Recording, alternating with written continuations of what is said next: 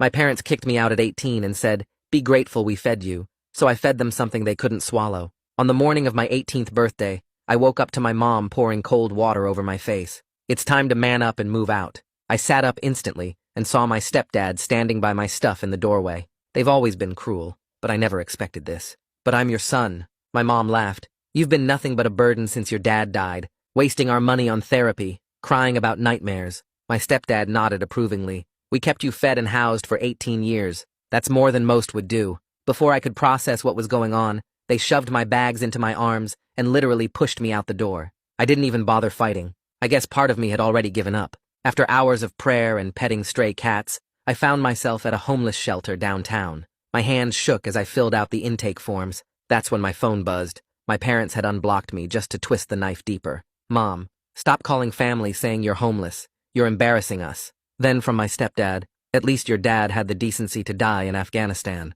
Facepalm emoji. I lost it. Right there in that plastic chair, I just broke down sobbing. The counselor, this tired-looking woman, touched my shoulder. "Honey, what's wrong?" I showed her the texts. She was reading them when her eyes drifted down to my intake form. Her whole body went rigid. "Wait." Her voice came out strange. "Michael Krzyzewski? Your father died in Afghanistan?" "Yeah," I managed. "When I was 6. She gripped the edge of her desk. "Did you ever see the body? Attend a burial?" I stared at her in disbelief. "Excuse me, James, did anyone from the military ever visit after? Check on you?" Not really. No, I don't know." "Wait, why are you asking me this?" Her hands click-clacked on her Chromebook.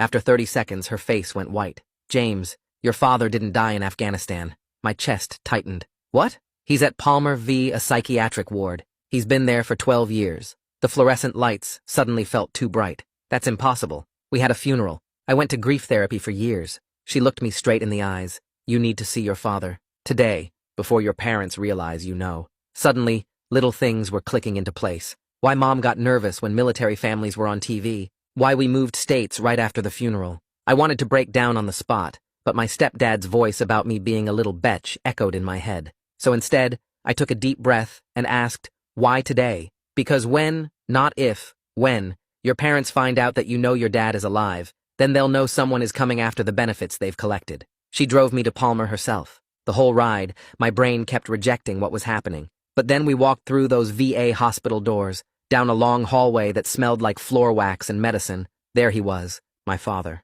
Not the stepdad who beat me, or my mom's other secret boyfriends who tried to win me over with vintage vinyls. My dad, who loved me. "Dad?" The word came out broken. He turned, and his whole face crumpled. "James? They told me I'd never see you again. They told me you hated me. I thought you were dead." I could barely